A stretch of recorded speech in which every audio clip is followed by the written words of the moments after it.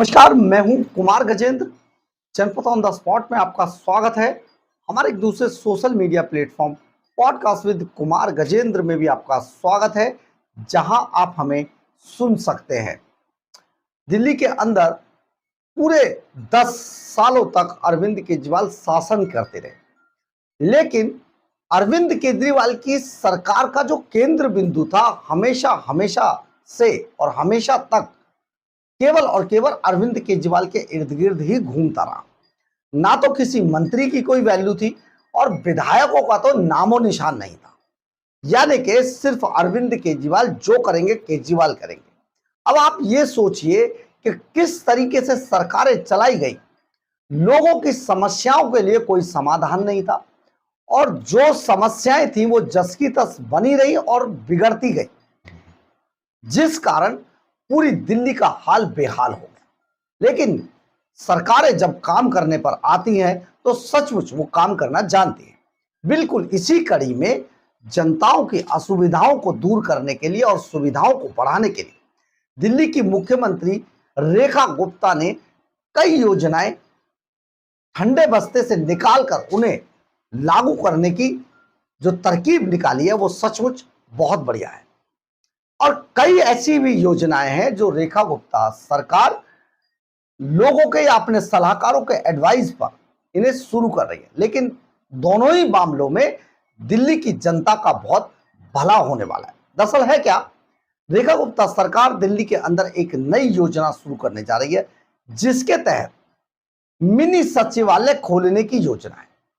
और ये मिनी सचिवालय पूरी दिल्ली को, दरअसल आप ये समझ लीजिए कि पूरी दिल्ली को 11 जिलों में 11 राजस्व जो हमारे जहां पर जिला मजिस्ट्रेट बैठते हैं, 11 राजस्व जिलों में पूरी दिल्ली को बांटा गया है। इसी आधार पर रेखा गुप्ता सरकार की प्लानिंग है कि पूरी दिल्ली के अंदर 11 के 11 जिलों में मिनी सचिवालय स्थापित किए जाए, खोले जाए। अब ये मिनी सचिवालय दरअसल क्या करेंगे? बहुत सारी जो सिंगल विंडो सिस्टम का जो एक तरीका है उसका काम ये मिनी सचिवालय करेंगे। आप सपोज कीजिए कि आप एक एमसीडी की समस्या को लेकर दिल्ली सचिवालय जाते हैं कि भैया वहां हमारे इलाके में एमसीडी की जो नालियां हैं वो बहुत ज्यादा फ्लो कर रही हैं और फ्लो कर रहा होता है सीवर, लेकिन जो आम जनता है उनको लगता है कि ये नाली की समस्या को एमसीडी दूर करेगी। अब आप सचिवालय गए और पता लगा जी जो आप सीवर की कंप्लेंट कर रहे हैं वो सीवर तो दिल्ली जल बोर्ड में आता है।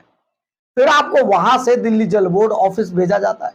आप दिल्ली जल बोर्ड ऑफिस जाके उसकी समस्या की कंप्लेंट करते हैं, शिकायत करते हैं। लेकिन अब आपको ऐसा नहीं किया जाएगा, क्योंकि अगर आप किसी समस्या के लिए निकले तो उन सभी एजेंसियों का, चाहे दिल्ली जल बोर्ड हो, चाहे एमसीडी हो, चाहे पीडब्ल्यूडी हो, चाहे दूसरे विभाग हो, उन सभी को एक छत के लिए नीचे लाया जाएगा। यानी कि अगर आप दिल्ली जल बोर्ड की शिकायत करने गलती से आप एमसीडी के ऑफिस में पहुंच गए तो आपको बताया जाएगा जी ये जल बोर्ड की समस्या है और इससे तीसरा ऑफिस दिल्ली जल बोर्ड का, वहां पर जाकर इसकी शिकायत कर, है ना फायदे का सौदा। अब यही फायदे का सौदा दिल्ली सरकार शुरू करने वाली है। 11 मिनी सचिवालय खोलने की योजना है। दिल्ली सरकार ने शासन को लोगों के करीब लाने और सार्वजनिक सेवाओं तक पहुंच में सुधार लाने की कवायद अब शुरू कर दी है। इसके लिए राजधानी के सभी राजस्व जिलों में 11 मिनी सचिवालय खोले जाएंगे। अब इसमें इसका उद्देश्य कई विभाग जैसे दिल्ली नगर निगम, एमसीडी, दिल्ली जल बोर्ड, डीजेबी, राजस्व विभाग और सामाजिक कल्याण को एक ही छत के लिए नीचे लाना है। इससे लोगों को अपने काम करवाने में सहूलियतें होगी और जिला मजिस्ट्रेट यानी कि डीएम को इन मिनी सचिवालय के लिए जिले के भीतर ही जगह पहचान करने के लिए आदेश दे दिए गए हैं कि वो अपने अपने जिले में ढूंढे कि कहां पर मिनी सचिवालय बनाया जा सकता है। अधिकारियों ने बताया कि इसका उद्देश्य लोगों को विभिन्न सेवाओं के लिए अलग अलग स्थानों पर जाने की जरूरत नहीं है। नाम अब इसमें जो वरिष्ठ अधिकारी वो कहते हैं मुख्यमंत्री ने निर्देश दिए हैं कि मिनी सचिवालय की स्थापना के लिए उपयुक्त स्थानों की पहचान की जाए ताकि बहु एजेंसियां यानी कि अलग अलग जो एजेंसियां हैं उनको सार्वजनिक सेवाओं को अधिक सुलभ बनाया जा सके। वर्तमान में दिल्ली के अंदर 11 राजस्व जिलों में दिल्ली को विभाजित किया गया है। इनमें से प्रत्येक का नेतृत्व एक डीएम करता है। वह अतिरिक्त जिला मजिस्ट्रेट, उप विभागीय मजिस्ट्रेट, तहसीलदार और सब रजिस्ट्रार की सहायता से प्रशासनिक कामकाजों की देखरेख करता है। ये कार्यालय मजिस्ट्रेट और राजस्व मामलों से लेकर प्रॉपर्टी रजिस्ट्रेशन और वैवाहिक दस्तावेजों को जारी करने तक के कई तरीके के काम संभालते हैं। आईटीओ स्थित दिल्ली सचिवालय तथा सिविल लाइन, कश्मीरी गेट और अन्य स्थानों पर स्थित कार्यालयों में संचालित कार्यों का विकेंद्रीकरण कर मिनी सचिवालयों के जरिए इसे एकीकृत यानी कि एक छत के नीचे लाया जाएगा। एक वरिष्ठ अधिकारी ने बताया कि कई विभाग होने के कारण लोग भ्रमित और परेशान हो जाते हैं। उदाहरण के लिए कोई व्यक्ति एमसीडी में नाली की रिपोर्ट करने के लिए अगर ऑफिस जाता है, लेकिन पता चलता है कि यह डीजेबी के अंतर्गत आता है यानी कि दिल्ली जल बोर्ड के अंदर यह समस्या आती है, फिर उसे डीजेबी के कार्यालय जाना पड़ता है। यदि ये प्रमुख विभाग एक साथ स्थित हो तो लोग आसानी से उसी परिसर के अंदर एक कार्यालय से दूसरे कार्यालय में जाकर अपनी समस्या का समाधान करा सकेंगे। वर्तमान में अधिकांश सरकारी विभाग अलग अलग स्थित हैं। इससे लोग एक से दूसरे स्थान पर लोगों को जाना पड़ता है। राजस्व विभाग के एक अधिकारी ने कहा कि इसका उद्देश्य प्रशासनिक दक्षता और नागरिक केंद्रित शासन सुनिश्चित करना है। मिनी सचिवालय एकीकृत प्रशासनिक केंद्रों के रूप में कार्य करेंगे जो जिला स्तर पर सार्वजनिक सेवाओं का समन्वय करेंगे।